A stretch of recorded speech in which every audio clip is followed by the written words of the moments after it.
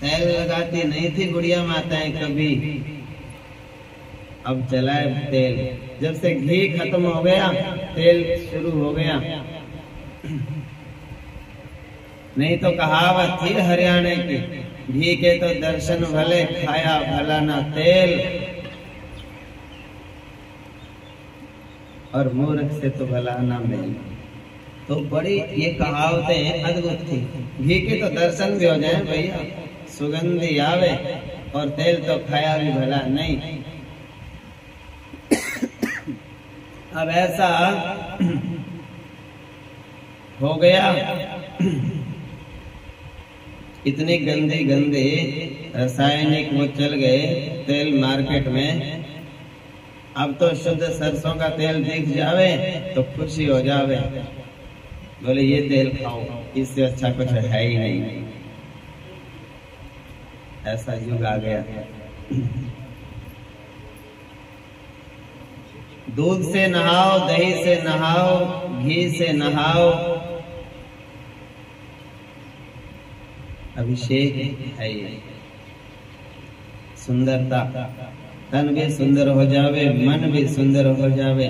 जहर भी अंदर चला जावे तो दवाई क्या होती है? बोले घी पिला दो। बोलो कहावत है, कहावत तो है, कहीं भी ले तो अपनी अपनी मर्जी है।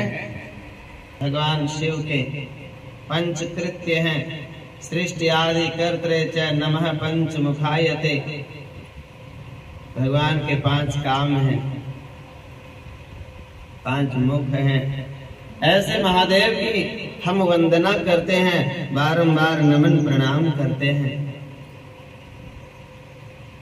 इस श्लोक का आधार लेकर के हम कई दिनों से मेरे प्रभु की महिमा का गुणगान कर रहे हैं। नमः प्रणववाच्याय, नमः प्रणवलिंगिने, नमः सृष्ट्यादिकर्त्रे च, नमः पंच मुखायते।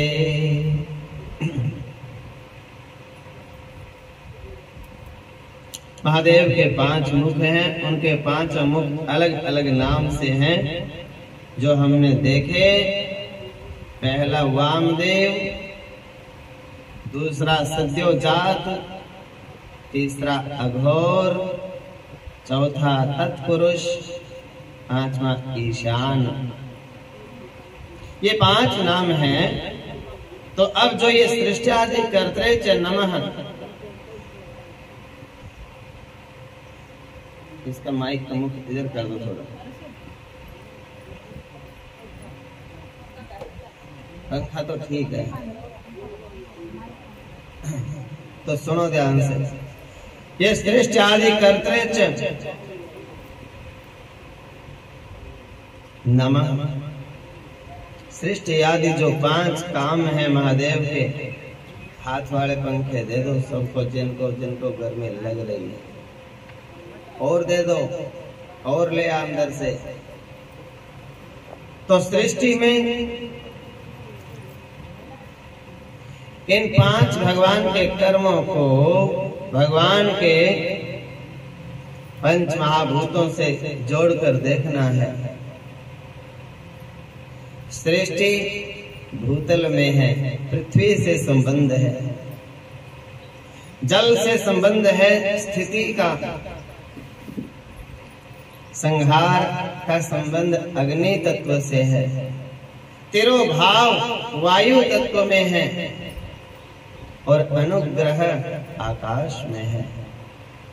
इन 5 कृत्यों को उन 5 के साथ जोड़कर उन भगवान के 5 मुखों में देखो।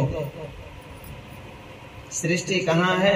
धरती माता के ऊपर। महादेव का पार्थिव लिंगम, मिट्टी से हम बनाते हैं शिवलिंग, और उसमें जिस तरह से मिट्टी को लेकर के आते हैं, शुद्ध जगह की खेत आदि से पवित्र शुद्ध मृतिका लेकर के आते हैं, और मिट्टी से लिंग का निर्माण किया जाता है। शिव पूजन में, शिव महापुराण में बड़ा विस्तार से लिखा गया है, मार्गदर्शन किया गया है। पार्थिव पूजन की जो विधि है, तद अनुसार पार्थिव लिंग बनाने के लिए मिट्टी लाते हैं और मिट्टी को लाते समय मंत्र बोला जाता है, सद्यो जातम प्रपद्यामि, सद्यो जाताय वै नमो नमः, भवे भवे नाति भवे भवस्वमां, भवोद्भवाय नमः। इस ऋचा से पार्थिव लिंग बनाने के लिए मिट्टी लाई जाए, फिर मिट्टी को साफ करके शुद्ध करके उसमें पवित्र जल मिलाया जाए, गंगा जल मिलाया जाए। तो तब का मंत्र है ओम वामदेवाय नमो, ज्येष्ठाय नमः, श्रेष्ठाय नमो, रुद्राय नमः, कालाय नमः, कलविकरणाय नमो, बलविकरणाय नमो, बलाय नमो, बल प्रमथनाय नमः, सर्वभूत दमनाय नमो, मनोन्मनाय नमः। सबके सब मंत्र रुद्राष्टाध्यायी, शांति अध्याय, स्वस्ति वाचन मंत्र मतलब रुद्र से संबंधित हैं। भगवान शिव की कोई भी पूजा होती है उसी में आता है। जब डालो इस मंत्र से और ठीक से मृतिका को मिला लो, तैयार करो सन करके उसको, और जब पार्थिव शिवलिंग बन जाए, बनाए अघोर मंत्र से। ओम अघोरेभ्यो खघोरेभ्यो घोर घोर तरेभ्यः सर्वेभ्यः सर्व सर्वेभ्यो नमस्तेऽस्तु रुद्र रूपेभ्यः। इस अघोर मंत्र से पार्थिव शिवलिंग का निर्माण करें। तो जैसा हमने बताया था कि पीठिका जलहरी जिस वस्तु से बने, ऊपर का लिंग भी उसी वस्तु से बनना चाहिए। अब मिट्टी से बन रहा है सब, तो जलहरी भी मिट्टी से ही बने और ऊपर का शिवलिंग भी मृतिका से ही होना चाहिए। दोनों का उपादान कारण एक ही होना चाहिए।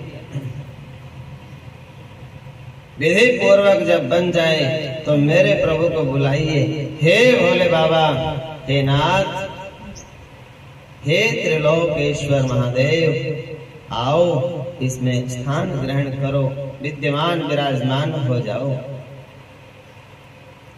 और फिर शिवलिंग को वेदी पर स्थापित करे। तब का फिर मंत्र है ईशानः सर्व विद्यानां ईश्वरः सर्वभूतानां ब्रह्माधिपतिर्ब्रह्मणोऽधिपतिर्ब्रह्मा शिवो मे अस्तु सदा शिवोम। इस मंत्र से वेदी पर स्थापित करे और फिर षोडशोपचार आद्यर्गात्मन स्नानं वस्त्रं यज्ञोपवीतं गन्धक्षत पुष्प धूप दीप नैवेद्य तांबूलम पूगी फलम दक्षिणा द्रव्यम परिक्रमा इत्यादि ऐसे करे। इस मंत्र से ऐसे पूजा करके पार्थेश्वर महादेव की फिर ये जो संपूर्ण सचराचर सृष्टि है इसको शिव रूप में देखो। ऐसा मानो कि पूरा ब्रह्मांड मेरे सामने है, शिवलिंग में है। पूरा विश्व, पूरी सृष्टि मेरे प्रभु में विराजमान है और मैं भी उसका एक कण मात्र हूँ। मैं तो एक दिन का पता नहीं कहीं गिनती होती भी है कि नहीं अपने। हाँ, ब्रह्मांड में अपने क्या, इस गैलेक्सी में क्या गिनती, आकाश मंडल में ही एक तारे की गिनती क्या। और हम तो तारे तो बहुत बड़े होते हैं। हमारे पूरे शरीर है इतना बड़ा और उस शरीर में एक रोम कोई हमारा गिर जाए, क्या गिनती है उसकी। हमें तो पता भी नहीं चलता, स्नान करते कोई न कोई रोम रोज गिर जाते होंगे, नए भी पैदा हो जाते होंगे। ऐसे ही है बस हम तो भगवान के कहीं शरीर में। और अहंकार हम इतना करते हैं, हाँ मेरे बिना तो काम ही नहीं चलता, मैं हूं तो सब ठीक है, मैं 2 घंटे के लिए घर से बाहर चली जाऊं, हाँ पीछे से बखेड़ा खड़ा हो जाता है। अहंकार इतना ऊंचा ऊंचा करते हैं। नहीं करना चाहिए। प्रभु को याद करो, प्रभु का ध्यान करो। अनंत ब्रह्मांड समाहित है इसमें। भगवान शिव एक शिवलिंग में न जाने मिट्टी के कितने कण हैं उसमें। जितने मिट्टी के अणु परमाणु, जितने मिट्टी के सूक्ष्म से सूक्ष्म कण हैं उसमें, इतने ही पूरे सृष्टि में कितने अलग अलग ब्रह्मांड हैं। एक एक ब्रह्मांड में कितने कितने करोड़ों करोड़ों सूर्य, करोड़ों चंद्र, करोड़ों पृथ्वी, कोई अंत नहीं है। और इन सब का मेल जोल करके इनको संभाल के रखने वाला कौन? भागवत में भी आया है कि इस तरह से 24 तत्व बने थे, लेकिन 24 तत्व परस्पर मिल नहीं पाए, क्योंकि उनको मिलाने वाला, उनको मिलाकर जोड़कर रखने वाली कोई शक्ति नहीं थी।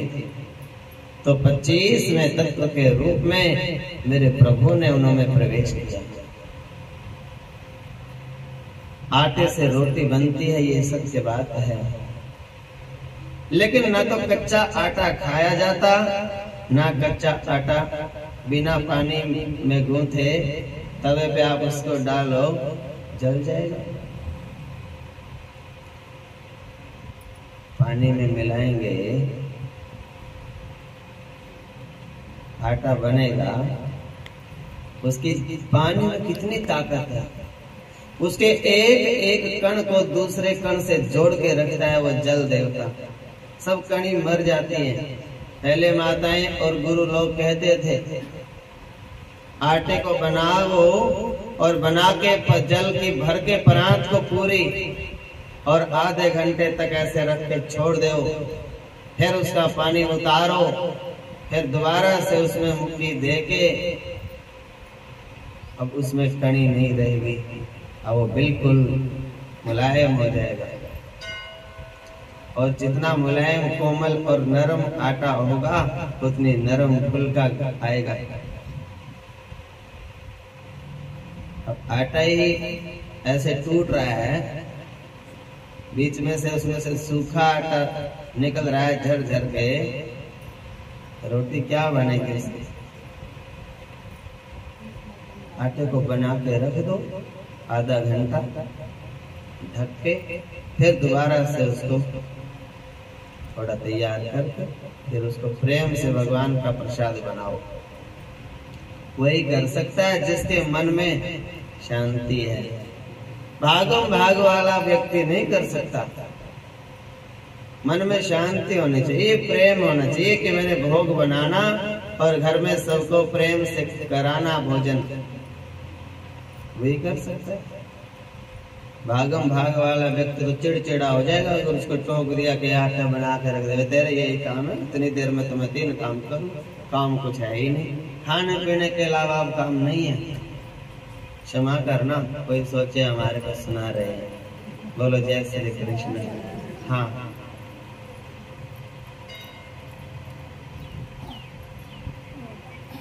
तो भगवान शिव का जो शिवलिंग है उसमें भगवान शिव पार्वती दोनों हैं। ये सराचर सृष्टि में शिव पार्वती दोनों आ जाते हैं। सारी सृष्टि को शिव रूप देखो। सारा निर्माण कार्य जितना भी है भू तत्व के साथ उसका संबंध है, भूमि से उसका संबंध है, पृथ्वी से। पालन का संबंध जल से है। भागवत की कथा से जोड़ करके देखो, ब्रह्मा जी के शरीर से, उनके दाहिने भाग से मनु महाराज का जन्म हुआ, बाएं हिस्से से शतरूपा देवी का जन्म हुआ। ब्रह्मा जी ने उन दोनों को कहा, आप दोनों का हम विधि पूर्वक विवाह संपन्न कराते हैं। और उससे पहले मानसिक सृष्टि थी, मन से सृष्टि थी, लेकिन वो सृष्टि सुचारू रूप से चली नहीं, बढ़ी नहीं। तो ब्रह्मा जी ने सब देवताओं के साथ विचार करके मैथुनी सृष्टि का प्रारंभ किया। मनु से पहले राजा हुए मनु, और मनु से हम बने सब, इसलिए हमारा नाम मनुष्य है। मनुष्य ही तो है हम सब। मनुष्य का मतलब पुरुष नहीं होता। मनुष्य में बालक भी, बच्चा भी, बूढ़ा भी, स्त्री भी, बहन माताएं भी, आदमी भी, मनुष्य तो सब है। मनुष्य क्यों? मनु से शुरू हुए, मनु की संतान है हम सब, इसलिए हम सब मनुष्य, मनु से।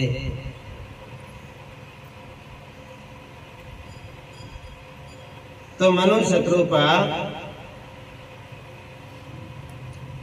दक्ष और दक्ष की सारी सृष्टि इत्यादि, ये सारी कथाएं शिव पुराण में भी हैं, भागवत जी में भी हैं।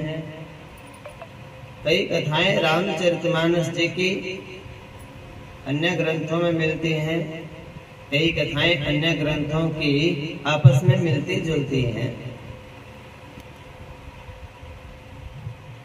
लेखक तो पुराणों के एक ही है ना जी, वेद व्यास भगवान स्वयं लिखते हैं, भगवान वेद व्यास जी। तो शिव पुराण में यहाँ से वहां ऐसे कथाएं मिलती जुलती हैं। मनु शतरूपा के द्वारा सृष्टि आगे बढ़ी। तो मनु शतरूपा ने कहा, प्रभु ये तो ठीक है, आपके आदेश का पालन हम करेंगे, हो जाएगा, लेकिन रहेंगे कहाँ? पृथ्वी तो है नहीं। तो कहाँ है? पृथ्वी तो रसातल में चली गई, पाताल में। तो ब्रह्मा जी ने भगवान मेरे प्रभु का ध्यान किया। मेरे प्रभु तो कहीं से भी प्रकट हो जाते हैं, यही तो उनकी माया है। ब्रह्मा जी से एक बात जरूर सीख ले। ब्रह्मा जी जब भी भगवान से मिलने का मन होता है ना, कभी वो कहीं जाते नहीं, आंख बंद करते हैं, याद करते हैं, भगवान वहीं प्रकट हो जाते हैं। ऋषि मुनियों ने, ये आप तीर्थों में जाते हो, वो तीर्थ बने कैसे? कहाँ से आए वो तीर्थ? क्या भगवान ने उन तीर्थों को बनाया? बिल्कुल नहीं। सब के सब तीर्थ ऋषियों ने बनाए, संतों ने बनाए, भक्तों ने बनाए। भक्त बैठ गए जिद करके, हाँ मैं नहीं उठूंगा यहाँ से जब तक आप प्रकट नहीं होंगे। और भगवान को वहीं आना पड़ा, और उस दिन से वो तीर्थ बन गया, धाम बन गया। पूरी सृष्टि ही तीर्थ है। आपका लगन उनके जितनी होनी चाहिए, उन संतों के जितने, उन भक्तों के जितनी।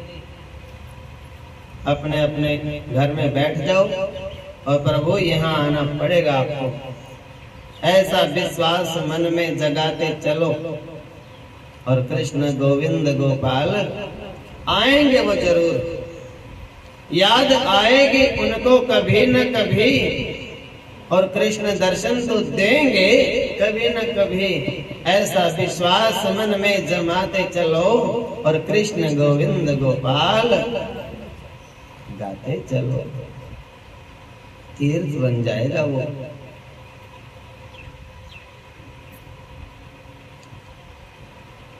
जहाँ संतों के चरण पड़े, वो तीर्थ बने वहाँ।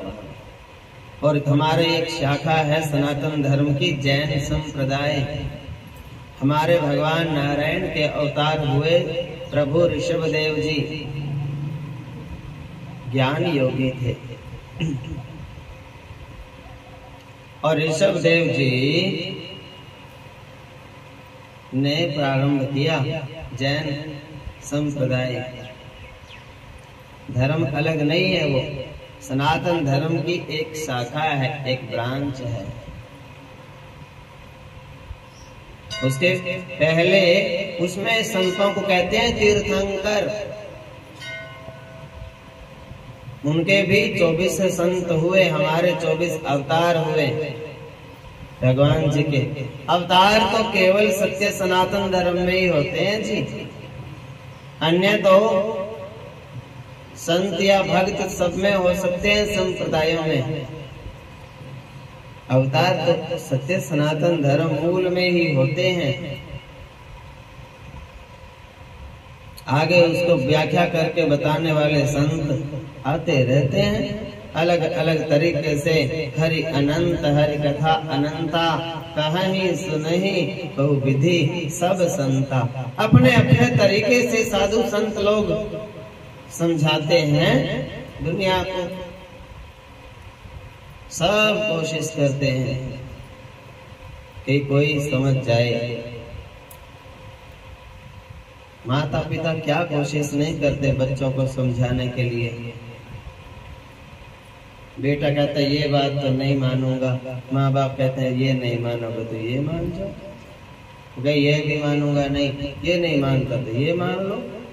पूरे जीवन बीत जाता है माँ बाप का ये बात करते करते, ये नहीं मानूंगा तो ये मान लो, ये नहीं मानोगे तो ये मान लो, कहीं ना कहीं तो टिक लो। यही काम संत कहते हैं कि भैया सुधर जाओ, क्या थोड़े दिन और रुक जाओ। मैंने कहा अब तो थोड़े दिन भी हो गए, अब सुधर जाओ, क्या बस थोड़े से दिन और रुक जाओ। थोड़े थोड़े दिन करते आज तक तो ये पता नहीं चला कि भगवान का नाम किस उम्र में लेना चाहिए। बोलो जय श्री कृष्ण। हाँ, छोटे बच्चों को कहते हैं अभी पढ़ाई की उम्र है तेरी, तूने नाम नहीं लेना। थोड़ा बड़ा हो गया, अभी खेलने खाने के दिन है, बाद में लेना, अभी नाम लेने की उम्र नहीं हुई। ब्याह कर दिया, अभी गृहस्थी कच्ची है, तेरा तो नाम लेने का नाम उम्र नहीं हुई। फिर थोड़े और बड़े हुए, बोले अब झमेले में फंस गए, बच्चों की शादी शुद्धि करो पहले, फिर लेना मंदिर में तो जाने का नाम। अब शादी शुद्धि भी हो गई तो अब भगवान का नाम, बोले क्या बतावे। अब पोते छोटे छोटे हैं, वो कपड़े खींचते हैं पकड़ पकड़ के। अब उनको, अब पोते भी थोड़े बड़े हुए। मैंने कहा अब तो शरीर से चला नहीं जाता। मेरे को ये समझ नहीं आता कौन सा मुहूर्त है वो जिसमें भगवान का नाम लेना चाहिए।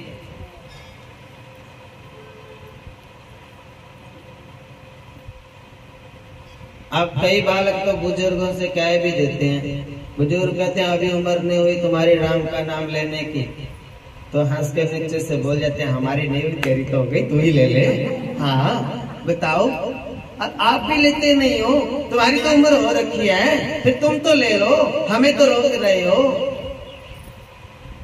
अब बुढ़िया का मुंह खुला का खुला रह जाता है। हे भगवान, आजकल के बच्चों को तो टोकने का भी जमाना नहीं रहा। मैं तो ठीक ही कह रही थी, अब गलत तो बच्चे ने भी नहीं कहा। भाई मेरे को रोक रहे तो तुम ले लो राम का नाम, अब तुम नहीं लेते तो हमें तो लेने दो कम से कम। कहीं न कहीं तो बात देखिए, ये तो जन्म ही परमात्मा का नाम लेने के लिए मिलता है, और सौभाग्य से और संतों की कृपा से राम के नाम में लगता है कोई जीव, ऐसे आसानी से नहीं लग सकता। अच्छा रास्ता 100 बार बताओगे, एक बार मुश्किल से मानता है कोई, और गलत तरीके में एक बार इशारा करो 2 बार मानेगा।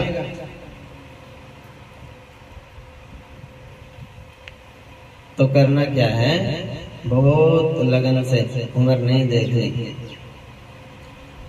समय नहीं देखना, काम करो, घर के करते करते नाम करते रहो और फटाफट करो। काम में आलस नहीं होना चाहिए। ये काम आजकल हो गया, पहले की माताएं काम करती थी ना, काम आगे आगे और माता पीछे पीछे भागते था काम। ऐसा लगता था कि कोई हाथ लगा के आई दीवार के और उस कोने का सारा काम करके आ जाती, फिर उस कोने का सारा काम करो। चारों कोने में 15-15 मिनट लगती, घर का काम फिनिश, सब काम फ्री। और फिर माता फ्री होकर के दूसरी माता बहनों के भी काम में हाथ बटा देते थे। हाँ, आज तो मैं उसका काम करा के आऊं। उसने कहा था मेरे को टाइम मिले तो हमारा भी काम करा के जाना। और उनके भी काम, खेतों तक के भी काम दूसरों के भी करा देते थे। काम तो आजकल करते हैं, मैं नहीं कहता, लेकिन काम में वो घिसर एक की जगह पे 2 घंटे लगाना बहुत अच्छी बात नहीं है। और तो और स्नान करने में इतना टाइम लग जाता है। हाँ, बाकी तो भजो राम, हाँ हम तो कर रहे स्नान, बाकी राम भजो सब। ऐसा नहीं, कहावत जो है ना बड़े बुजुर्गों की, वो कहावत नहीं है, वो आशीर्वाद है। और उनमें कहा गया था पुरुष का खाना, स्त्रियों का स्नान करना, रात से पता न चले किसी को कब उठे कब स्नान हुआ, 1 मिनट लगेगा। अब तो पूरे घर वालों का जब तक हल्ला गुल्ला नहीं होता तब तक निकलते नहीं अंदर से। बोलो जय श्री कृष्ण। पूरे घर वाले, हाँ, जब तक नहीं चीखते चिल्लाते, बोले तब तो क्या पता चलेगा फिर हमने स्नान करा है कि नहीं। ऐसे नहीं करना। तो करना क्या है? कहने लगे प्रभु रहे कहाँ? तो बताया, भगवान को याद किया। भगवान सब जगह है, कण कण में मेरे प्रभु हैं। ब्रह्मा जी ने याद किया, ओम नमो भगवते वासुदेवाय। हे प्रभु, आप तो कण कण में भगवान हो, बसते हो, वासुदेव हो। मैं आपको नमस्कार करता हूँ। आप भगवते भगवान हो मेरे, और बसते वासुदेव हो, बस रहे हो सब जगह, बात से आपका और नमस्कार है। आप प्रकट हो जाओ। और छींक आई ब्रह्मा जी को, और छींक से ही बहाना चाहिए भगवान को तो प्रकट होने का। भगवान से बड़ा कोई जादूगर नहीं। हाँ, वो जादूगर देखे है ना, ऐसे एक जादूगर खेल कर रहा, तमाशा कर रहा, और ऐसी गुड़िया को छांटेंगे वो जो सबसे सुंदर होगी, और ऐसे हाथ के हाथ मार के पैसे है, मेरे पैसे लेके बैठी गुड़िया, और उसके हाथ में से गिरे सिक्के 10 5 के। अब गुड़िया कही, हे पागल, मैंने तो ये देखे तेरे हाथ में से निकले, मैंने तो देखे भी नहीं तेरे सिक्के, और सबके सामने गिरे उसके हाथ में से। जादू है। तो ऐसे ही भगवान कहीं से भी प्रकट हो जाते हैं। वो सबसे बड़े जादूगर हैं मेरे प्रभु। नाक में से प्रकट हो गए, वह बड़ा रूप लेने लगे। धीरे धीरे वाराह भगवान प्रकट हुए। रसातल में गई थी पृथ्वी, पृथ्वी को निकाल के ले आए। हिरण्याक्ष भगवान को ललकारने लगा, रोकने टोकने लगा। एक तमाचा दिया गाल पे, रुधिर वमन करता हुआ धड़ाम से जमीन पर गिर पड़ा, प्राण पखेरु उड़ गए।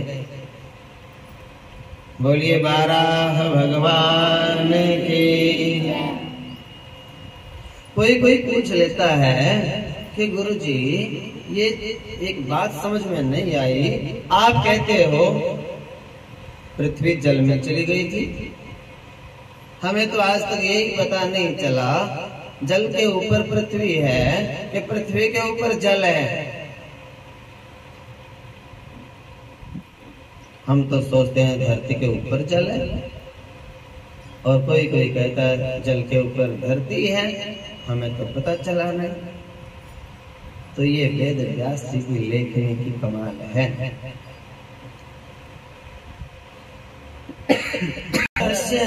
प्रकट करने के लिए भाषा है वेद व्यास जी की, ये समाधि भाषा है, ये तरीका है उनका दुनिया को समझाने का कि किस तरह से मेरे प्रभु लीला करते हैं।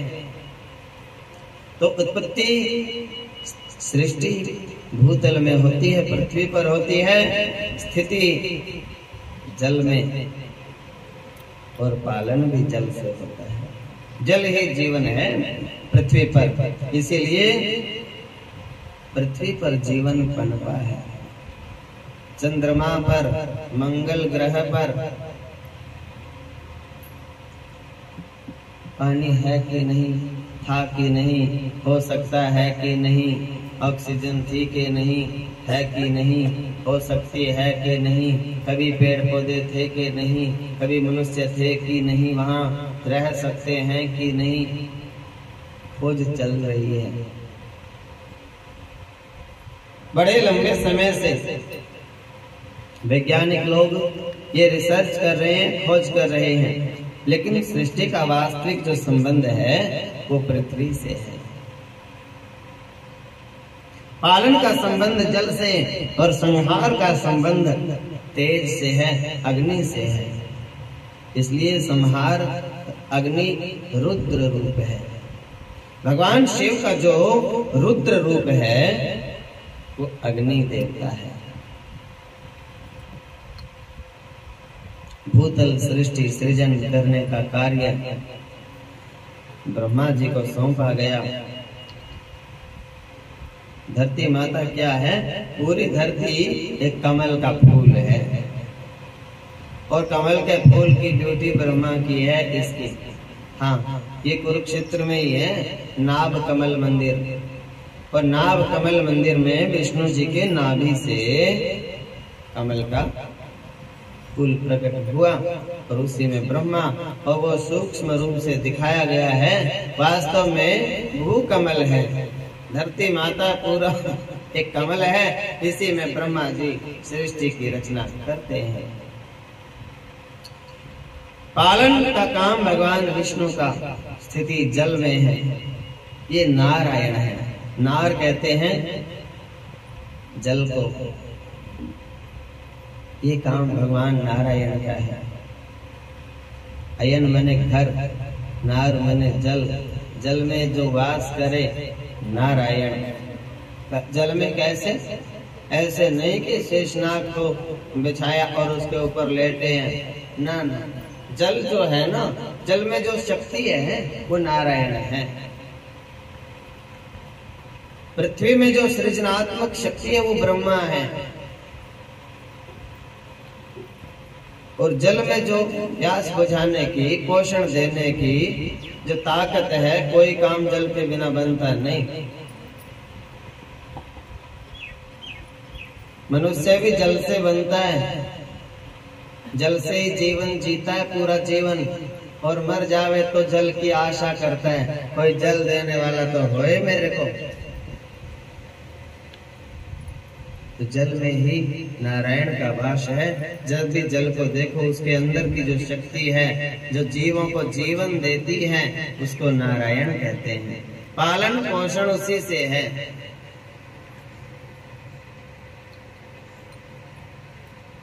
और संहार का कार्य करते हैं रुद्र अग्नि स्वरूप। शिव का ही रूप है। चौथा जो कार्य है भगवान का वो है तिरोभाव।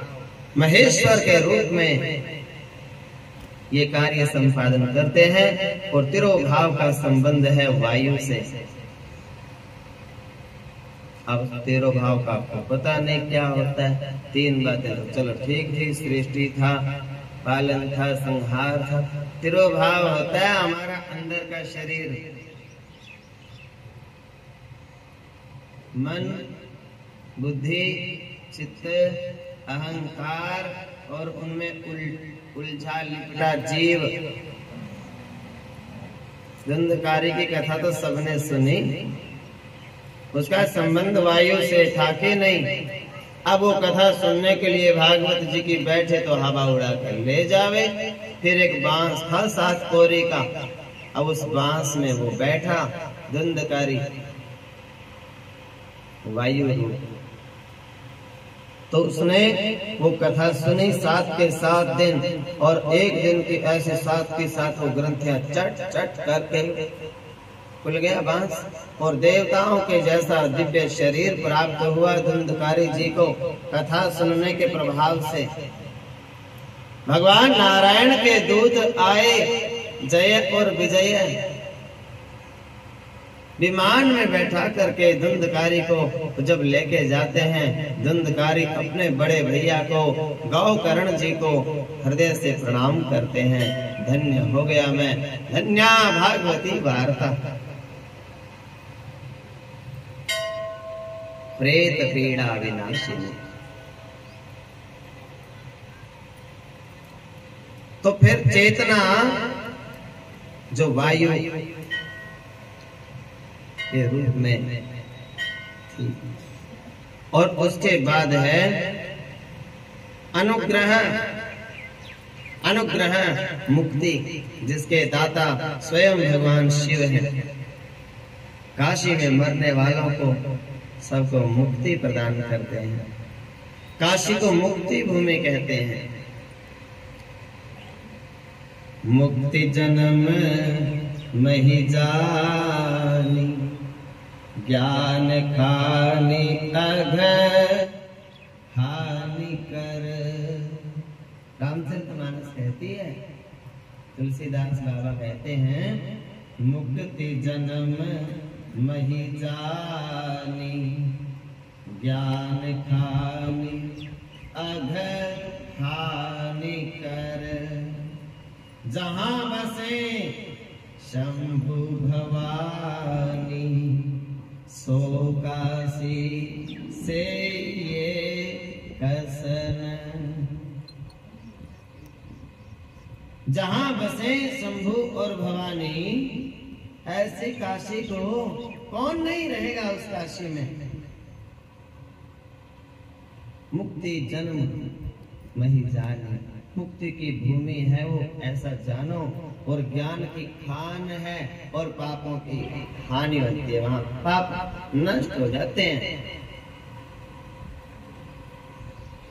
तो जो श्लोक बोला था पहले, नमः प्रणववाच्याय नमः प्रणवलिंगिने नमः सृष्ट्यादिकर्त्रे च नमः पंचमुखायते। इसका संबंध आकाश से, अनुग्रह, अनुग्रह का जो संबंध है मेरे प्रभु का, उसका आकाश से है। मुक्ति, आकाश, हम, आकाश का एक नाम है। पर्यायवाची शब्द जब आते हैं आकाश के, तो उनमें हम नाम आता है। ब्रह्म शून्य, सारा खेल आकाश में होता है, और आकाश से कुछ नहीं दिखता, होता कुछ नहीं, मालूम पड़ता कुछ नहीं है, और होता सब आकाश में ही है। नमः सृष्ट्यादिकर्त्रे च नमः पंचमुखायते। सब कुछ शिव रूप है, जो आंखों के सामने है, शिव का प्रसाद है। सृष्टि, पालन, संहार, मृत्यु, मृत्यु भी भगवान शिव का एक कृपा है, प्रसाद है वो सबके ऊपर। मरने से सब जग डरा, मरने से सब जग डरा। संत कहते हैं, मेरे मरनो आनंद, कब मरी हूँ कब भेंटी हूँ पूर्ण परमानंद। संत कहते हैं, ये लोग इतने मूर्ख हैं, ये मरने से डर जाते हैं, और हम कहते हैं जल्दी से मर जाएं और भगवान से मिल जाएं। अब किसी किसी ने यही सोच रखा होगा कि मरना तो उसको कहते हैं सांस रुकी और संसार में पहुंचे, उसको मरना नहीं कहते। वहां जाके भी नहीं मरते,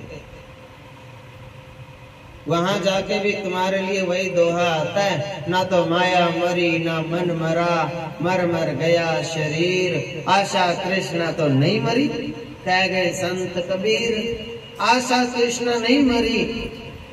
आगे भी इसको साथ में लेके गए, फिर दोबारा पैदा धड़ाम से फिर आएंगे यही। अभी कर्जा उतरा नहीं, और उतारो, बैल बन के उतारो इनका कर्जा।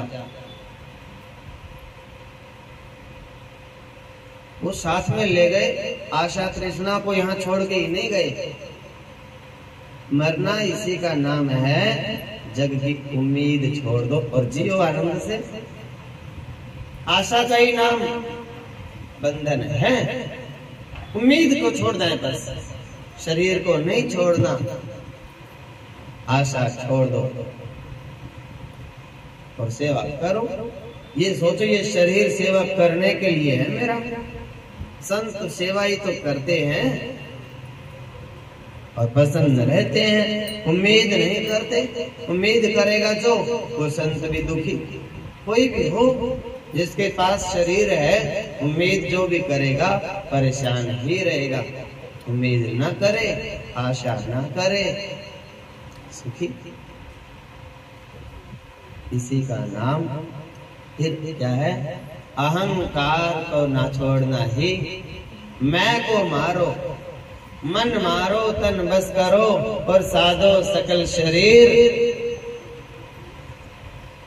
मन मारो, तन बस करो, साधो सकल शरीर।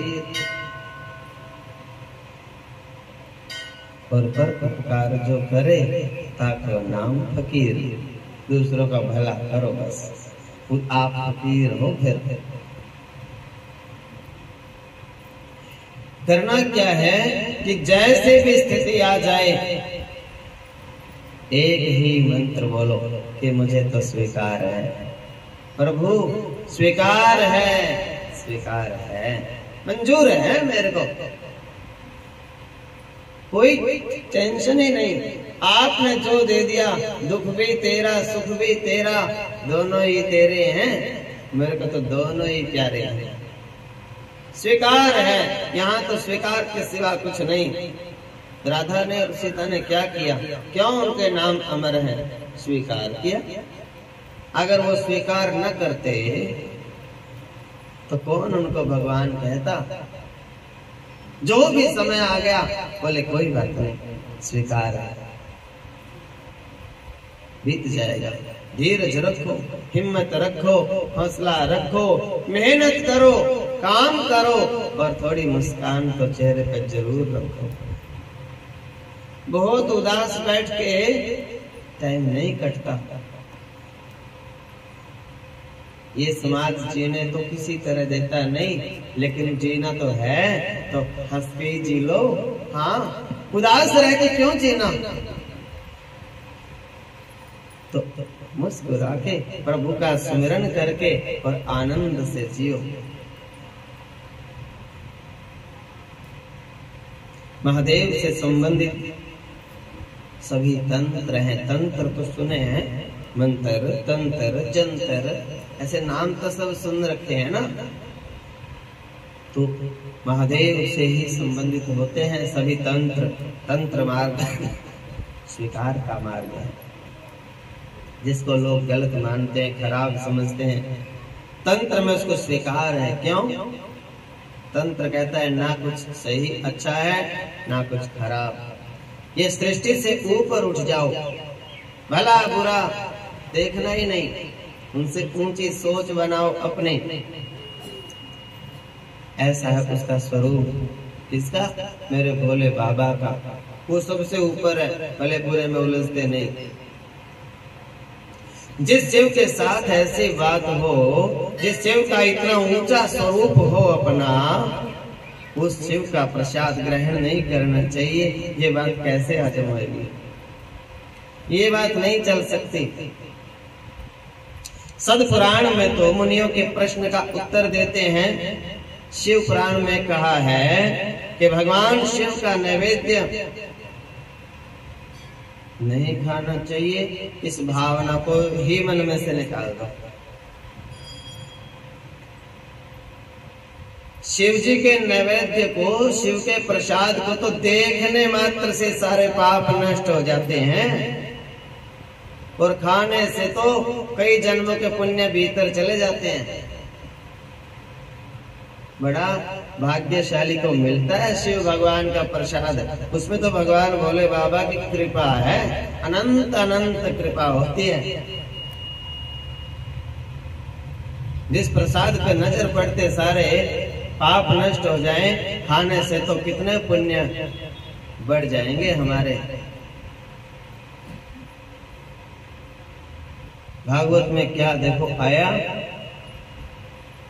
धन्या भागवती वार्ता प्रेत पीड़ा निवासिनी विनाशिनी और सप्ताहोपि तथा धन्या कृष्ण लोक फल प्रदा।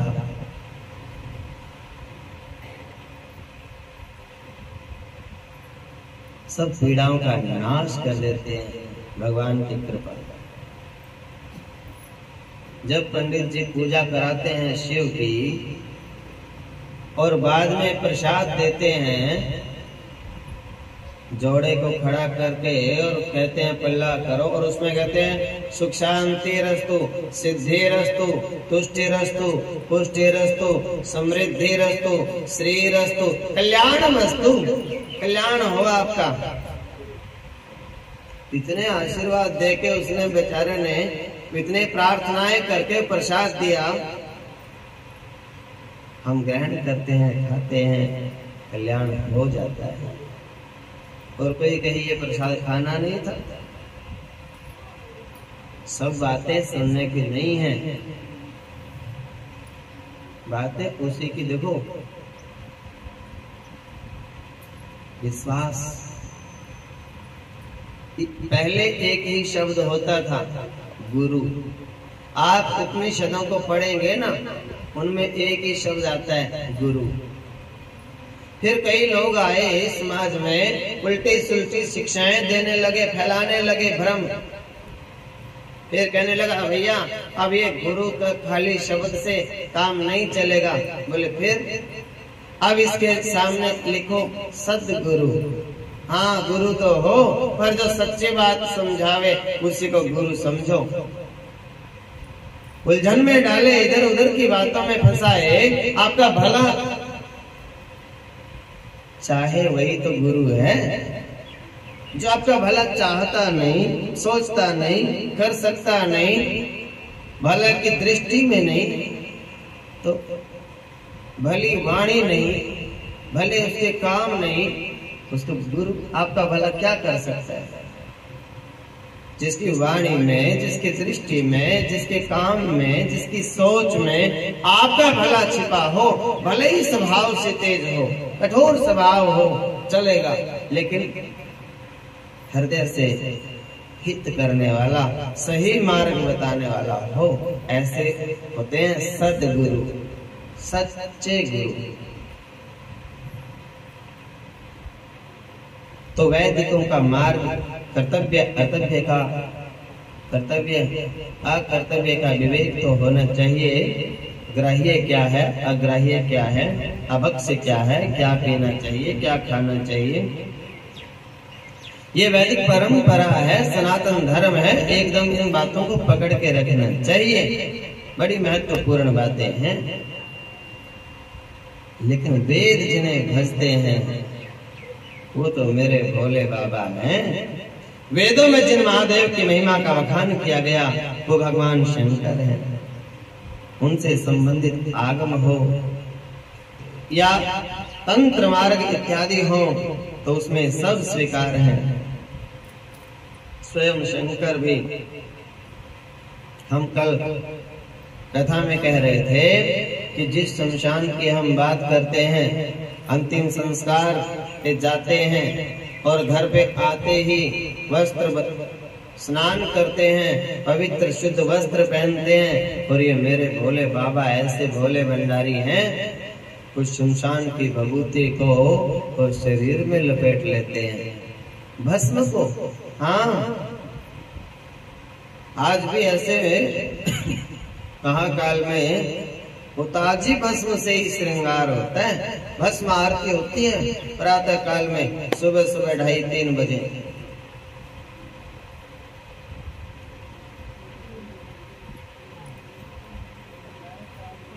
चिता भस्मा लेको गर्लमसनम दिग्पट धरो।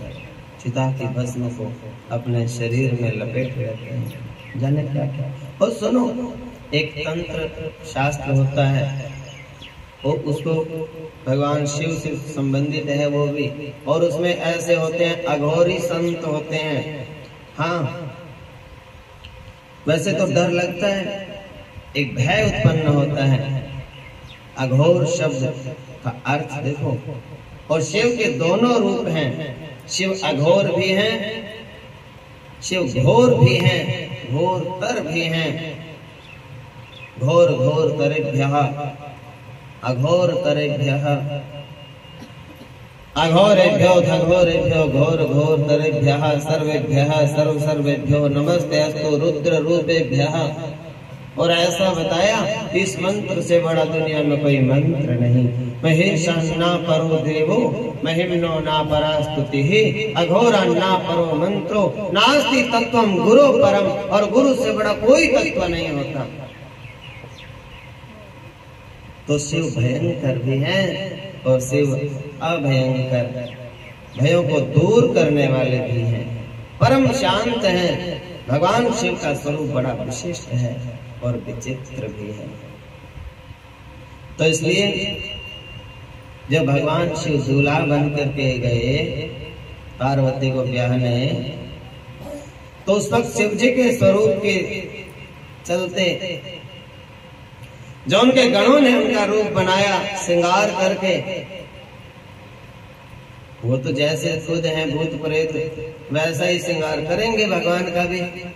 अब भूत प्रेतों ने श्रृंगार किया, भगवान जी का देवता तो आए नहीं, देवताओं के तो अपने श्रृंगार पूरे नहीं हुए।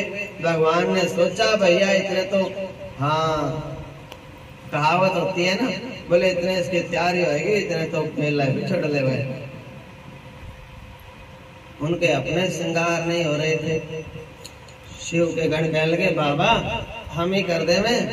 भगवान भोलेनाथ कहने लगे हाँ तुम ही करो, क्या इंतजार करनी पड़ोसियों की, हाँ तुम ही करो। अपने घर के आदमी जैसे कैसे करेंगे तो अच्छी बात है। तो भूत पिशाच बाराती बन करके शिव की बारात में गए, और शिव पुराण में जिसका बड़ा विस्तार से वर्णन है। रामचरितमानस में भी तुलसीदास जी ने शिव विवाह का वर्णन किया, लेकिन शिव पुराण में तो महिमा अद्भुत है। और बीच में तो वो एक अभी टीवी में भी अच्छे अच्छे सीरियल बने, वो भी ग्रंथों से कम नहीं है। रामानंद सागर जी की रामायण और रामानंद सागर जी की कृष्णा, और अभी एक भगवान शिव का सीरियल था, हमने देखा देवों के देव महादेव, बड़ा अद्भुत बड़ा सुंदर उसमें दिखाया गया सब भगवान शिव की लीलाएं।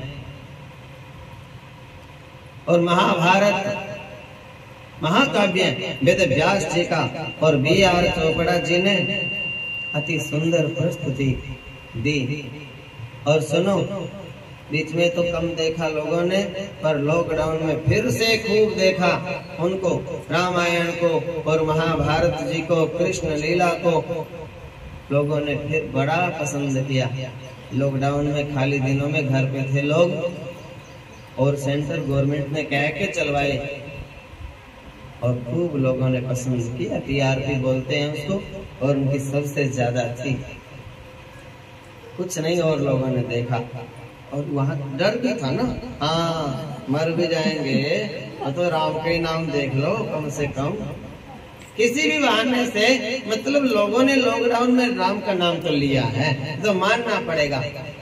कईयों ने तो ग्रंथ में ही कहीं पढ़ दिए, हाँ बोले हमने तो खाली तो है ही, पहले भागवत पूरी करी, फिर रामायण पूरी करी, फिर शिव पुराण पूरा करा। मैंने कहा लगे रहो, हाँ जब मैं कहता था तब तो नहीं पढ़े, मरने से डर के तो पढ़ो कम से कम। तो ऐसे राम महाभारत आती थी, गलियों में लोग नहीं मिलते थे, टीवी किसी किसी के घर में ही होता था। सब जमावाड़ा जितने लोग यहाँ, इससे दुगने लोग एक एक घर में होते थे देखने वाले। बड़ी लगन से देखते। अथ श्री महाभारत कथा अथ श्री महाभारत कथा, कथा है पुरुषार्थ की, स्वार्थ की, परमार्थ की, सारथी जिसके बने श्री कृष्ण भारत पार्थ की। शब्द दे घोषित हुआ, शब्द सार्थक सर्वथा। पूरा ऐसे करके यदा यदा हि धर्मस्य ग्लानिर्भवति भारत, अभ्युत्थानम् अधर्मस्य तदात्मानं सृजाम्यहम्।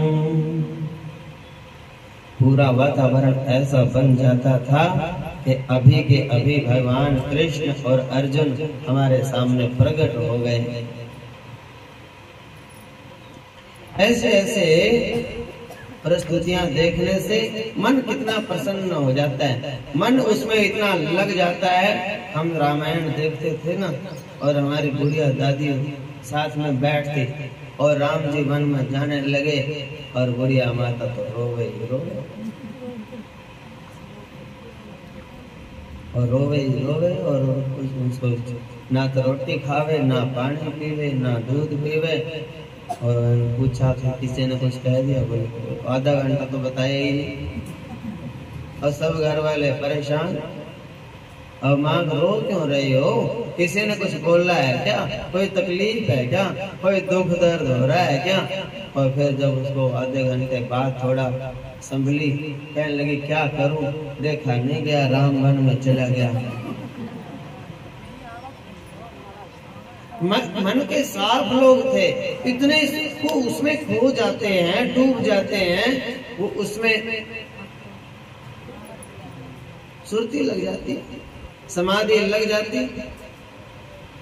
तो ये कितने हमारे, देखो कब लिखे गए थे ये हमारे वेद पुराण, हजारों साल पहले लिखे गए थे। और आज भी उनको हम गाते हैं, उनको सुनाते हैं, उनको देखते हैं। ऐसा लगता है अभी अभी बना है, ये अभी अभी ताजा है, परोसा गया, जो कुछ बासी होता नहीं।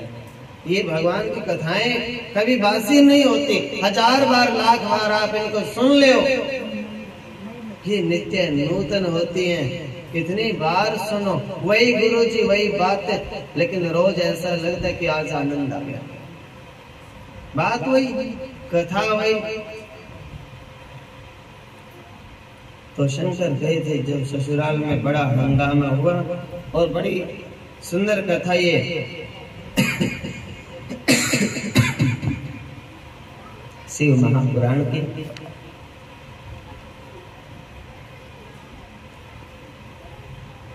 अपने जीवा को पवित्र करके भगवान शिव का नाम 2 मिनट मेरे साथ सब बोलेंगे।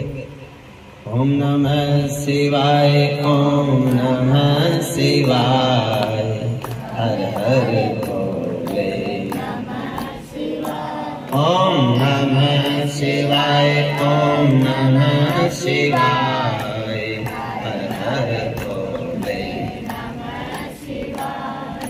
गंगाधराय शिव गंगाधराय, हर हर भोले नमः शिवाय। गंगाधराय शिव गंगाधराय, हर हर भोले नमः शिवाय।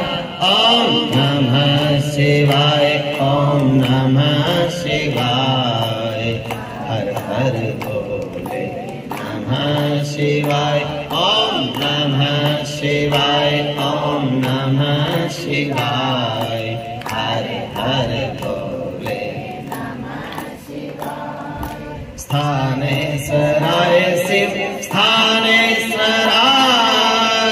हर हर भोले नमः शिवाय।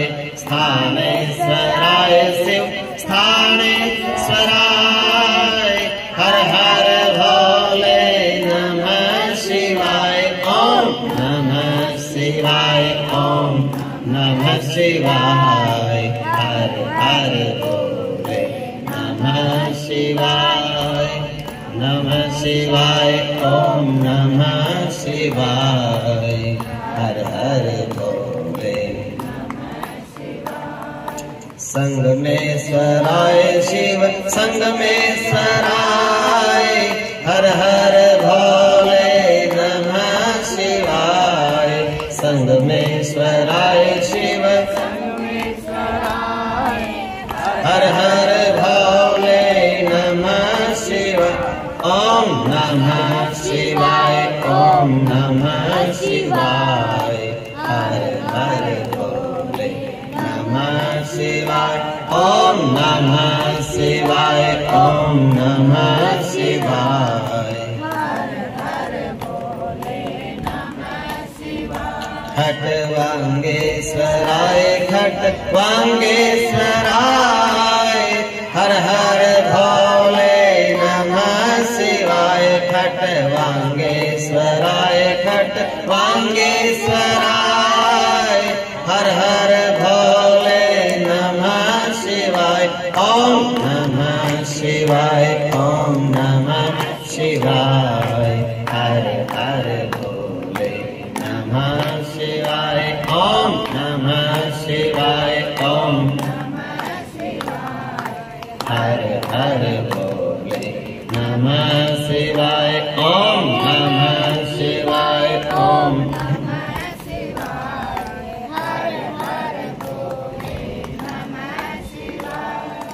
हर हर भोले नमः शिवाय। बोलो हर हर भोले,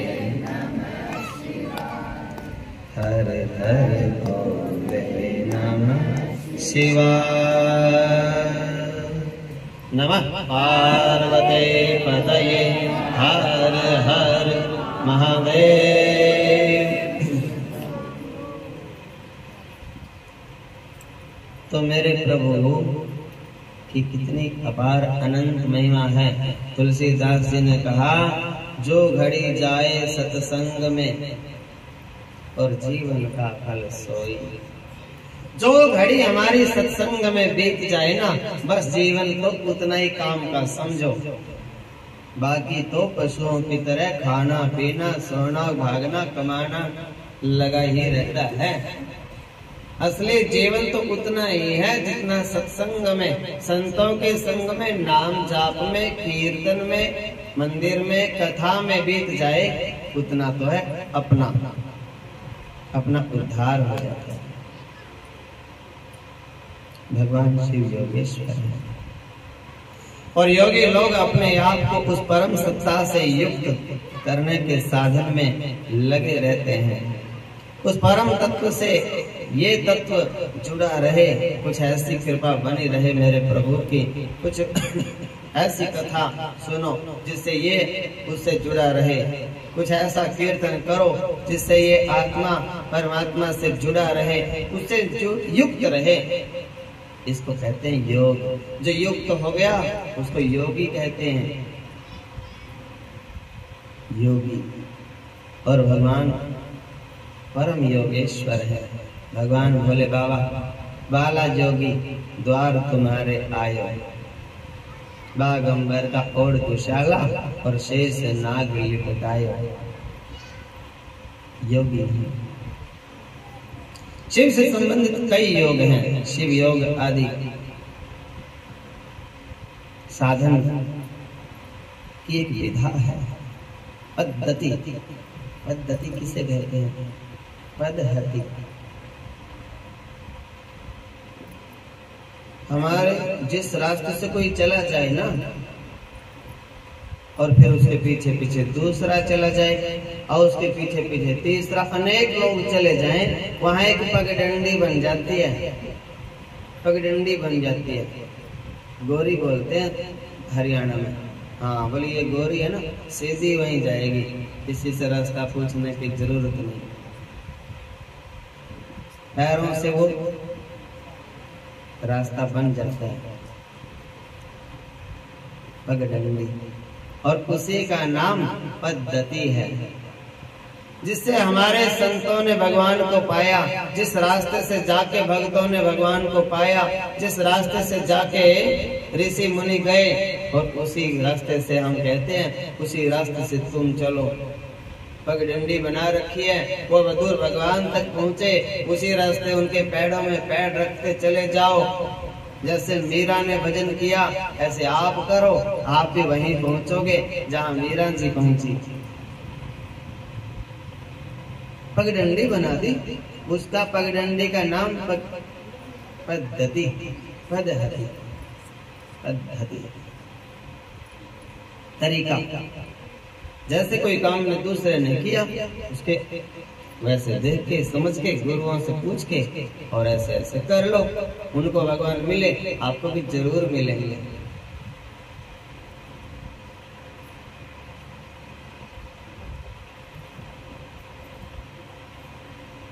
तो इस तरह अनेक पंथ हैं उसी एक सत्य को जानने के लिए, एक प्रभु में लगने के लिए, वहां तक पहुंचाने के लिए योगाभ्यास करो, शास्त्रों का रोज पाठ करो, स्वाध्याय निरंतर क्रिया योग करो, उसमें भी शरीर के साथ चक्र हैं ऐसा बताया जाता है।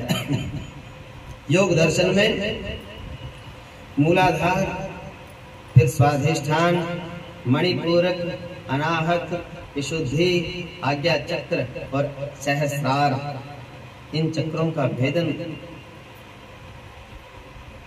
इसको चेतना को इनको अप्रोच करते हुए, पार करते हुए, जानते समझते हुए, अनुभव करते हुए और सहस्रार में हम पहुंच जाएं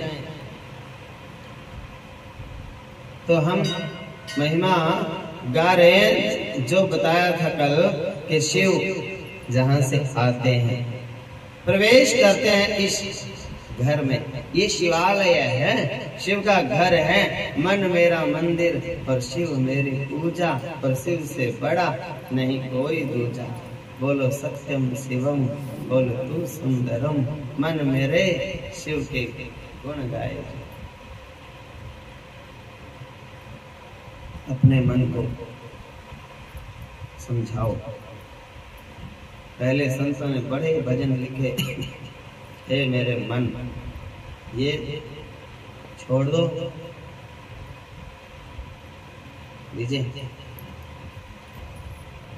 बुला रहा है, इसको चला जाओ।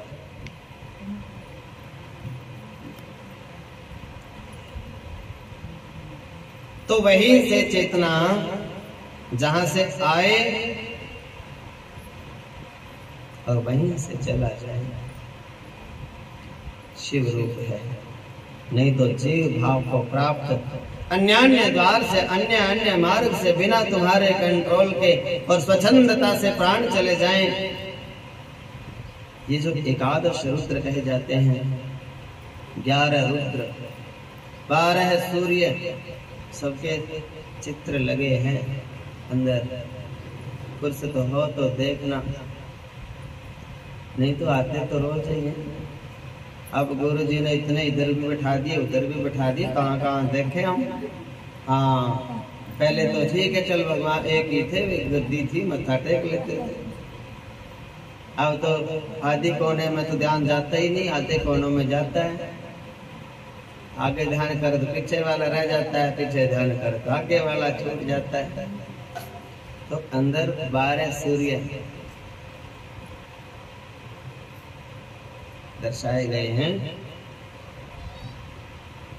अनंत सूर्य हैं ब्रह्मांड में, ऐसा हमारे बताया गया है। न जाने कितनी सूर्य मालाएं हैं, कितने सोलर सिस्टम लगे होंगे, कई ब्रह्मांड हैं। हमारे यहाँ तो कहा गया है उस पर ब्रह्म परमात्मा के रोम रोम में कोटि कोटि ब्रह्मांड है। कौशल्या माता की बात आती है ना, जब राम जी के समय में, तो ऐसा कहे, देख रावा निज मात, अद्भुत रूप अखंड, रोम रोम प्रति लागहि, कोटि कोटि ब्रह्मांड। इतना बड़ा रूप दिखाया मेरी मैया कौशल्या को प्रभु श्री राम जी ने बालकपन में, और वही ब्रह्मांड कृष्ण ने दिखाया मैया यशोदा को।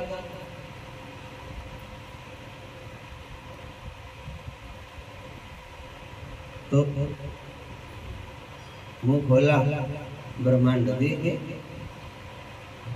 ब्रह्मांड तो भगवान के रोम रोम में करोड़ों करोड़ों पड़े हैं, और उन ब्रह्मांडों में करोड़ों सूर्य, करोड़ों धरती, और करोड़ों धरती में अरबों लोग, और अरबों लोगों में एक हम। बताओ कि कहाँ गिनती आती है हमारी? कोई नहीं पूछता।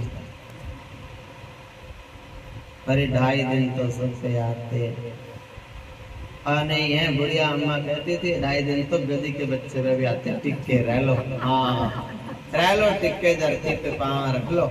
हाँ तो बाल कृष्ण हो या कौशल्या मैया हो, प्रभु ने सबको दिखाए ब्रह्मांड।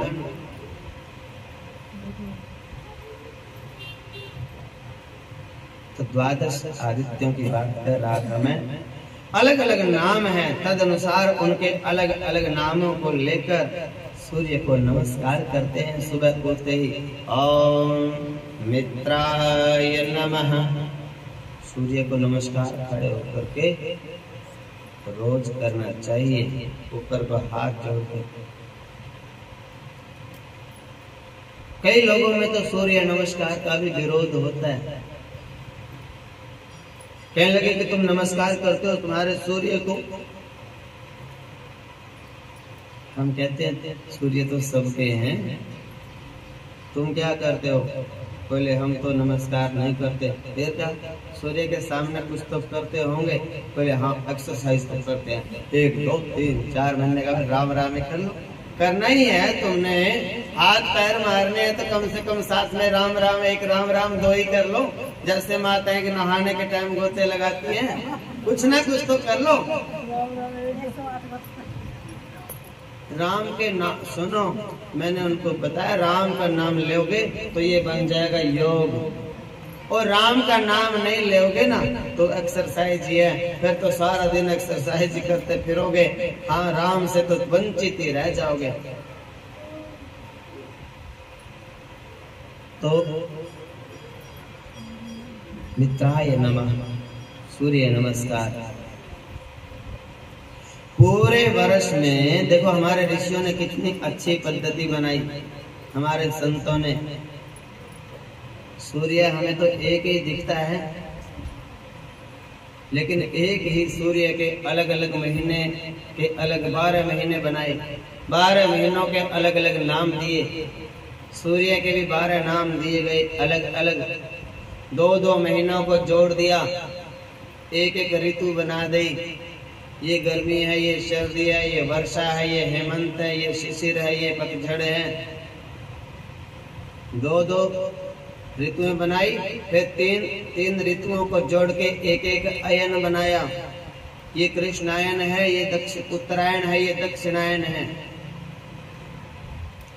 पहले पक्ष बनाए 15-15 दिनों के, फिर महीने बनाए, और महीने बना के फिर अयन बनाए, और अयन से फिर वर्ष बना। उत्तरायण, दक्षिणायन। भीष्म पितामह जी को इच्छा मृत्यु का वरदान था, लेकिन उन्होंने अपने प्राण नहीं छोड़े दक्षिणायन में। कहने लगे उत्तरायण आएगा तो मैं अपनी इच्छा से अपने प्राण छोड़ूंगा। और भगवान जब सामने आए तो कहने लगे गोविंद यही तो मैं चाहता था, यही हर व्यक्ति चाहता है कि देहांत काले तुम सामने हो और बंसी बजाते मन को लुभाते, तो यही गीत गाते ये तन नाथ त्यागो हे नाथ नारायण वासुदेव।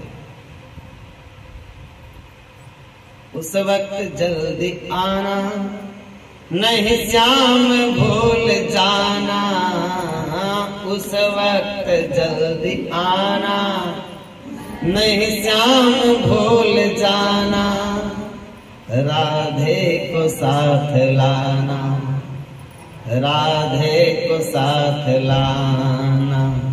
जब प्राण तन से निकले एक अर्ज मेरी सुन लो, इतना तो करना स्वामी, तब प्राण तन से निकले, इतना तो करना स्वामी, गोविंद नाम लेकर। तब प्राण तन से निकले, गोविंद नाम लेकर। उस वक्त जल्दी आना, हाँ, और राधा जी को संग ही ले आना जब मेरे प्राणों का अंतिम समय हो।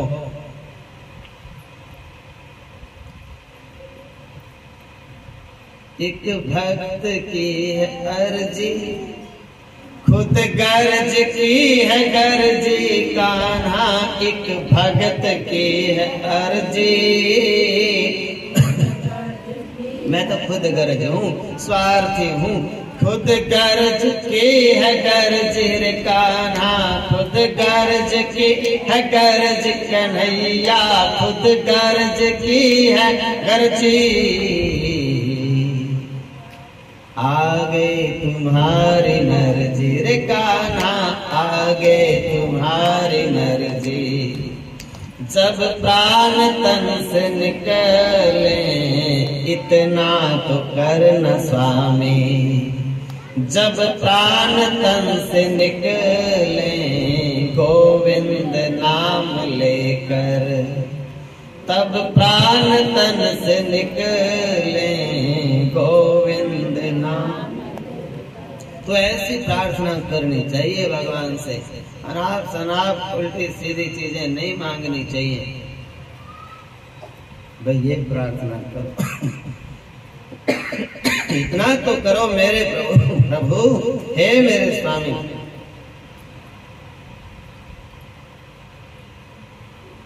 सूर्य एक ही दिखता है देखने से, लेकिन प्रभाव एक नहीं होता। सूर्य का अलग अलग प्रभाव होता है। जेठ आषाढ़ के महीने में देखो सूर्य को, हाँ, कहीं भी छिप जाओ फिर भी दिखता ही तो बड़ा तेज है। हाँ, छिप जाओ भैया। कोई तो ऐसी ऐसी चीजें लेके आते हैं भी सूर्य की किरण भी स्किन को खराब न करे, हाँ, तो त्वचा पे न पड़े, जला देती है धूप, लूएं चलती हैं। और फिर वही सूर्य जब पौष माघ का महीना होता है और 10-10, 11-11 बजे तक धूप में ही बैठ के अपने शरीर को सेंकते रहते हैं। हे प्रभु, बड़ी कृपा कर दी, दिख गए सूरज आज तो। और फिर शाम को आज तो सूरज दिखा ही नहीं, हाँ, दिखा ही नहीं। अब वही सूर्य वही है, लेकिन कैसे हमारे संतों की विधा है, उनको 12 विभागों में बांट दिया। इस महीने के सूर्य का ये असर है, अगले महीने के सूर्य का ये प्रभाव है, उससे अगले महीने के सूर्य का ये प्रभाव है। अलग अलग विभागों में उसको बांटा। पूरा वर्ष पूर्ण होता है। हम कितना हमारे संतों ने सृष्टि को देखा होगा, कितना बांचा होगा, कितना देखा होगा। आकाश को देखते देखते क्या क्या ऑब्जर्व किया होगा उन लोगों ने। गगन मंडल के तारागण लगातार निरखते रात्रि में साधनाएं की होंगी। इन पुराणों की कथाओं के माध्यम से आकाश विज्ञान का बहुत कुछ बताया गया हमें। चलो, ये विषय शिव महापुराण की कहानियां सुनकर के तो सब लोग मनोरंजन कर लेते हैं, लेकिन पुराणों के प्रति एक भाव, एक लगाव जो बनता है, इन कथाओं के पीछे छुपे हुए रहस्यों की तरफ हमारा ध्यान नहीं जाता। कथाओं के अंदर जो बात गहराई में छुपी है, उसको तो विद्वान लोग ही आपको बताएंगे। अपने आप पढ़ के उनको आप नहीं समझ सकते।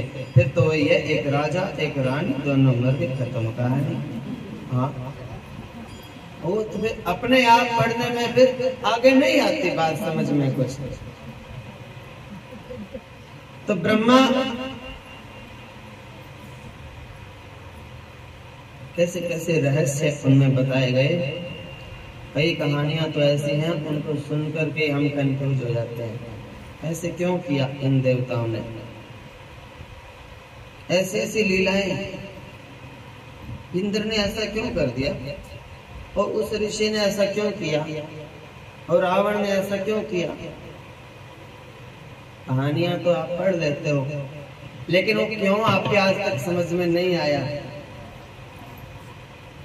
असली बात नहीं समझ में आती।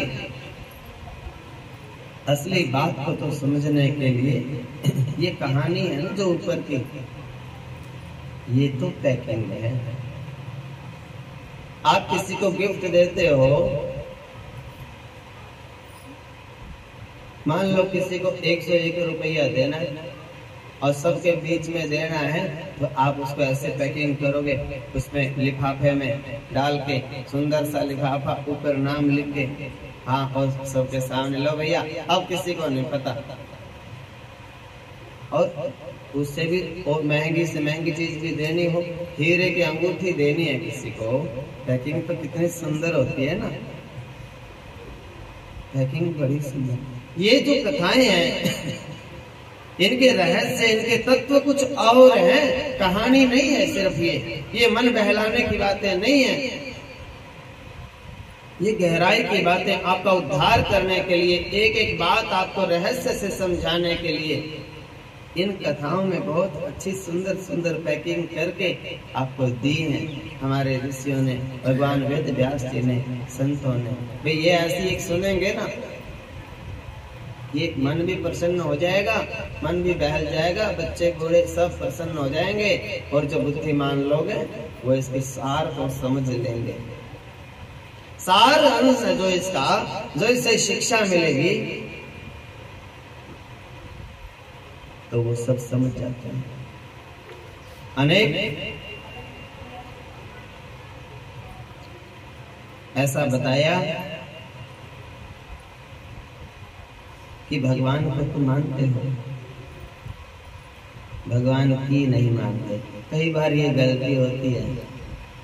माता पिता को तो मानते हैं, माता पिता की बात नहीं मानते। गुरुओं को तो हम बहुत आदर करते हैं, सेवा भी करते हैं, गुरु की बात एक भी नहीं मानते। भगवान कृष्ण को बहुत मानते हैं, भगवान कृष्ण ने जो गीता में आपको आज्ञा करी कोई सुनता नहीं ध्यान से। तो ऐसा जो होता है, वेदों में जो महिमा है जिन देवताओं की, उनके ऊपर अलग अलग शंकाएं नहीं होनी चाहिए। या तो उस बात को अच्छे से समझो, अगर वो ठीक नहीं जंच रही आपको बात, तो उस शंका का सदगुरु के पास जाकर के, विद्वान संतों के पास जाकर के उसका समाधान पूछो।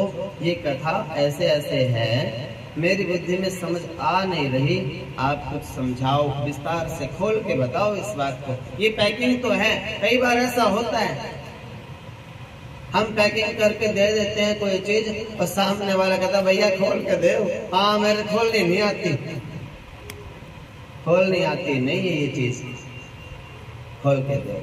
तो संत क्या करते हैं, वो गहरे से गहरे रहस्यों को खोल खोल के मोटी मोटी भाषा में बता देते हैं। ये काम हरियाणा के एक बड़े विद्वान विभूति ने किया, जिनको लोग लक्ष्मी चंद कहते हैं।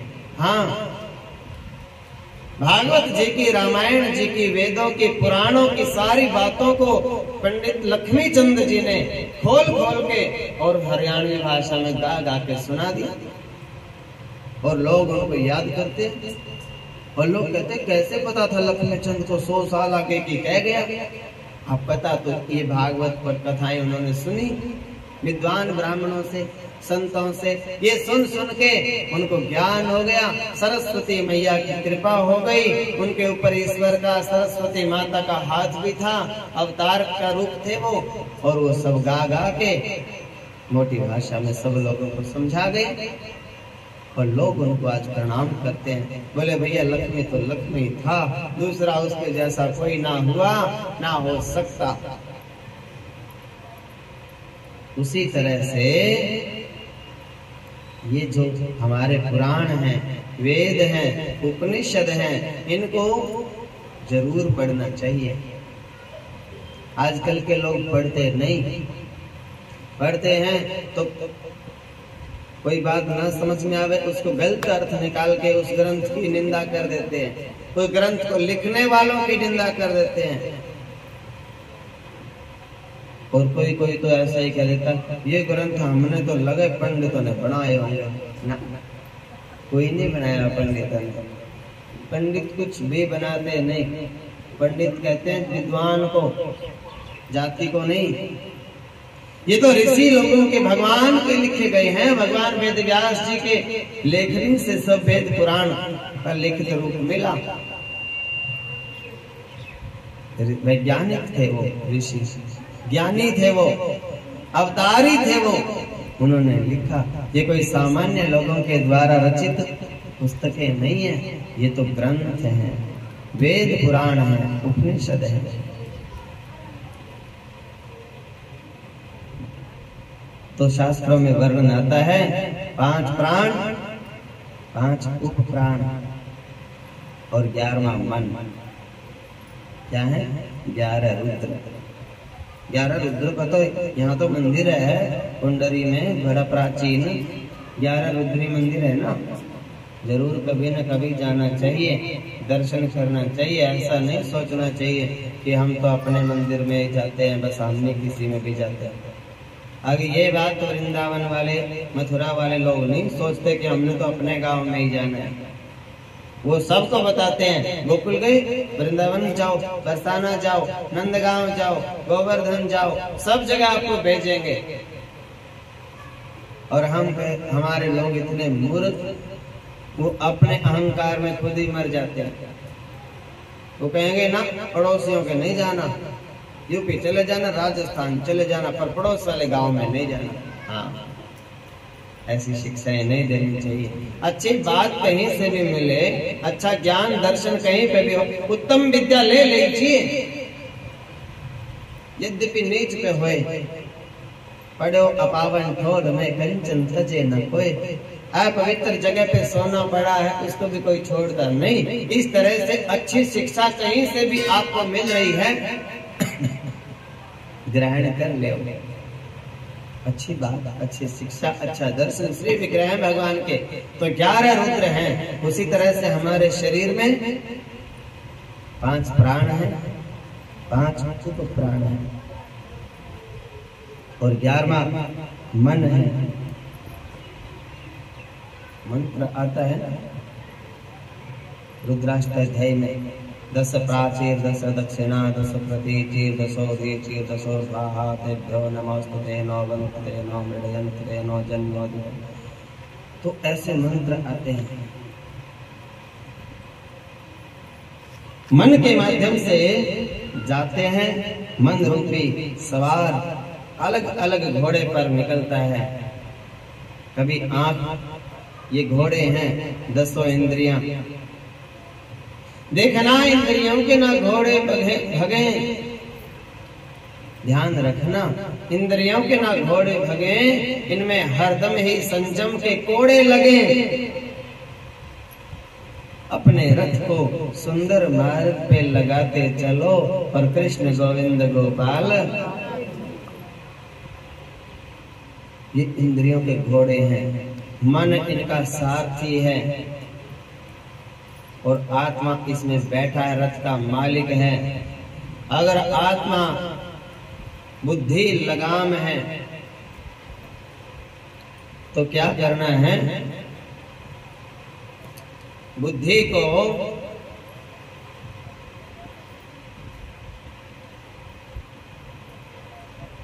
तो बुद्धि के वश में मन होना चाहिए।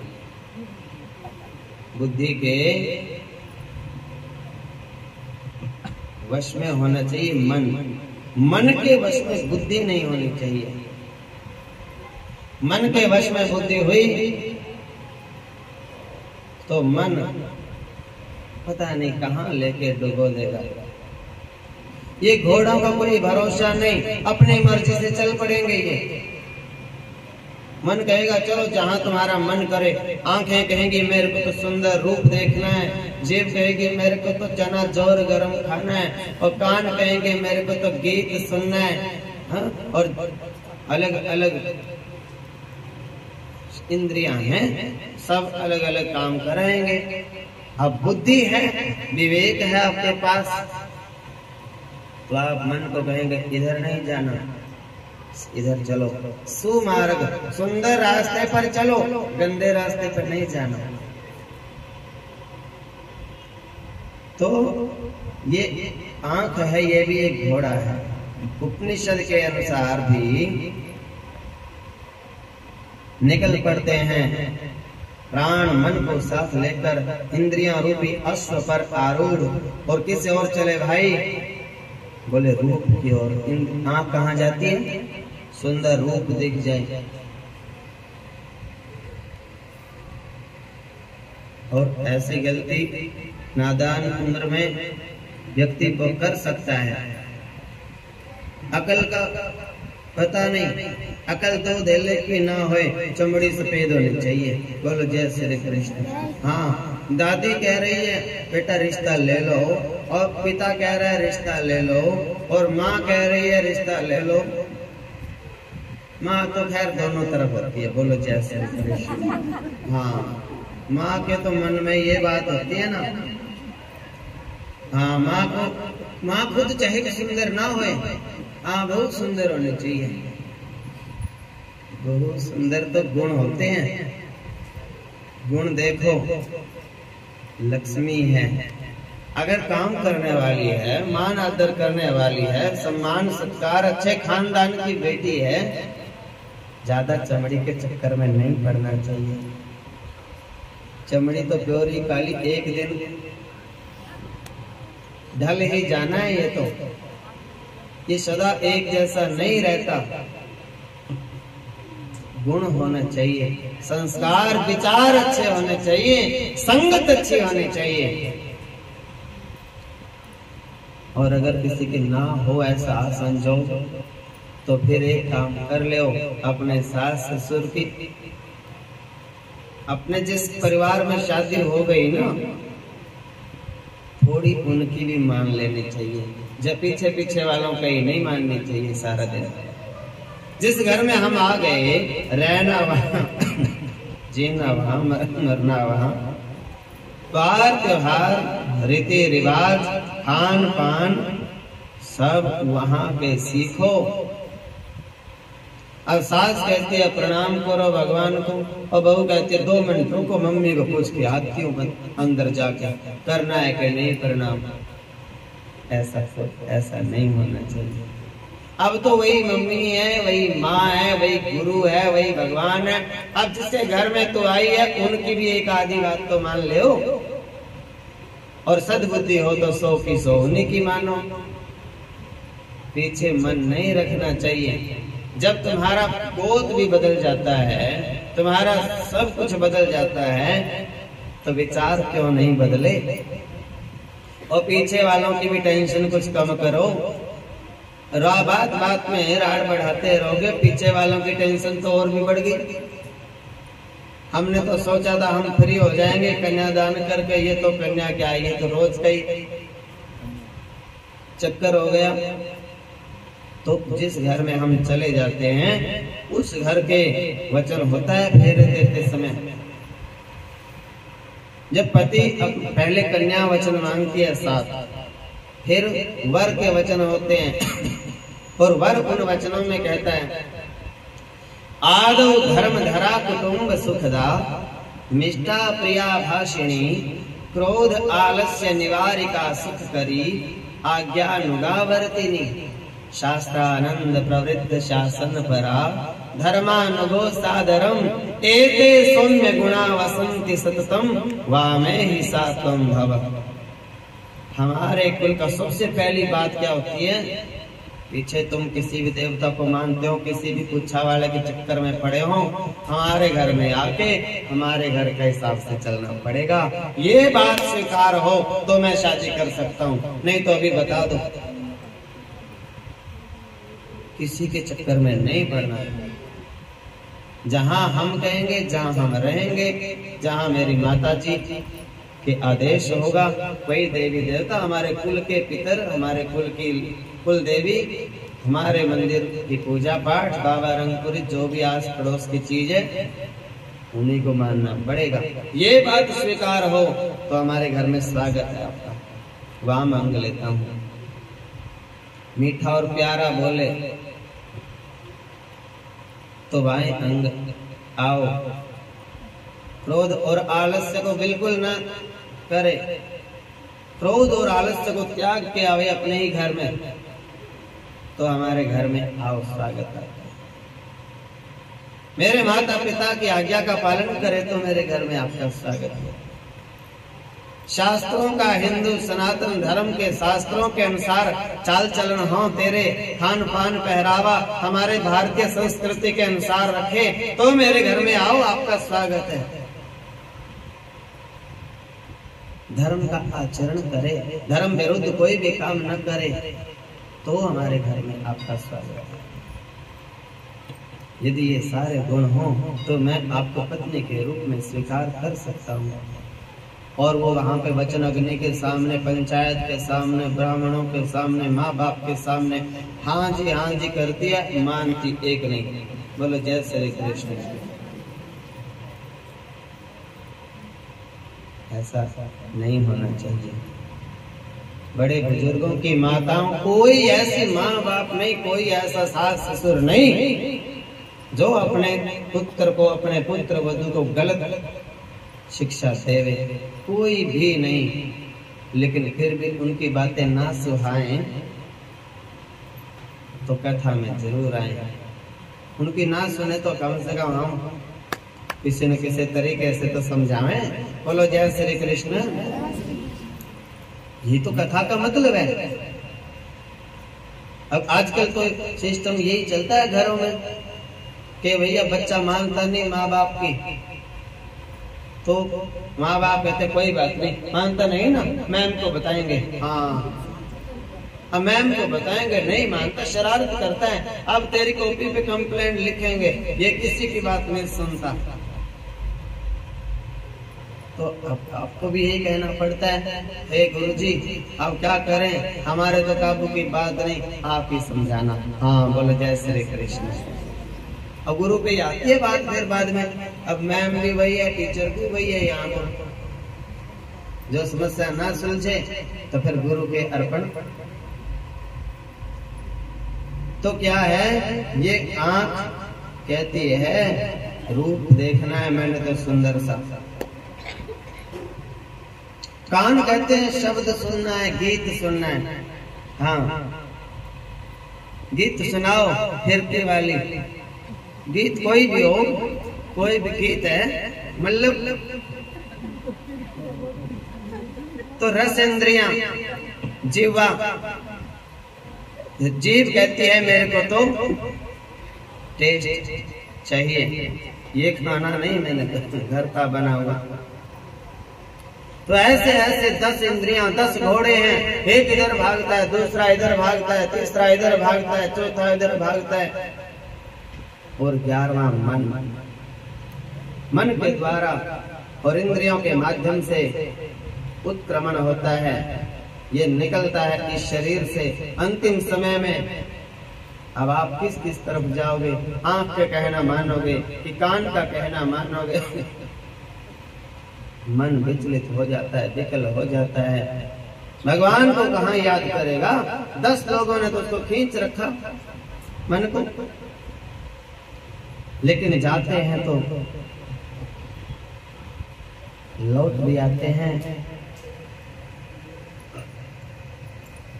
और जब जाते हैं तो लौट के नहीं आते, वो तिरोभाव। अगर ऐसे कोई बात मन में रख के प्राण निकलेंगे, दुनियादारी की बात सोच के, तो फिर से जन्म से पुनरपि जन्मम पुनरपि मरणम पुनरपि जननी जठरे शयनम, फिर वही जन्मना, फिर वही मरना, बोले मरते मरते हार गए। समझ गए? वो कितने भी जन्म हो जाएं मुक्त नहीं हुए। और एक है भगवान शिव आत्मा जो सबकी एक ही है, एक ही सूर्य है, जब 12 महीनों के हिसाब से द्वादश आदित्य बन जाता है, वो एक ही शिव इन 11 उपाधियों से युक्त होके 11 नाम 11 कर्म वाला बन जाता है। जो चक्र है शरीर का, पहले मूलाधार, ये तो आप लोगों ने जैसे सुना है, जो रीढ़ की हड्डी है उसमें 3 नाड़ियां होती हैं, ईड़ा, पिंगला और सुषुम्ना, तीनों नाड़ियां, और एक के चंद्र अधिपति हैं, एक के सूर्य और तीसरे के अग्नि। सूर्य, चंद्र, अग्नि, ईड़ा, पिंगला और सुषुम्ना 3 नाड़ियां होती हैं। आपकी कौन सी नाड़ी चल रही है? और वो नाड़ी जब चल रही है, सूर्य नाड़ी चल रही है, चंद्र नाड़ी चल रही है, तद अनुसार उसका क्या फल है, ये शिव जी समझाते हैं माता पार्वती को। इसको स्वरोदय बढ़िया वाला ग्रंथ है, पूरा स्वर शास्त्र। गुरु जी कहते हैं, दाएं स्वर भोजन करे, बाएं पीवे नीर, 10 दिन भूला यूं फिरे, आवे रोग शरीर। भाई ये देखना चाहिए। सुबह जल देते हैं ना हम गुरु जी को, तो वह जल ले लेते हैं सुबह उठते ही, और फिर ऐसे देखते हैं कौन सी नाक से सांस ज्यादा चल रहा है। फिर वो कहते हैं अभी 10 मिनट रोक लो, 10 मिनट में ये अभी इसमें चल रहा है ज्यादा, फिर बदलेगा, 10 मिनट बाद फिर पिएंगे।